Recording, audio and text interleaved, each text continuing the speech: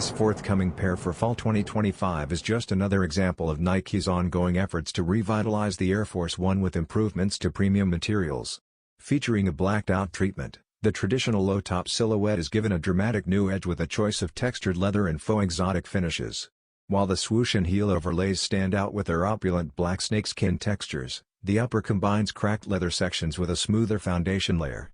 The heel tab's shaggy black pony hair feature adds depth and a tactile touch to the design while also enhancing the visual contrast. The lace dubrae are also finished in a sleek silver and have the AF1 stamp for the distinctive look. To keep things understated and let the materials speak for themselves, the shoe's sole and top both adhere to a rigid black-on-black color scheme.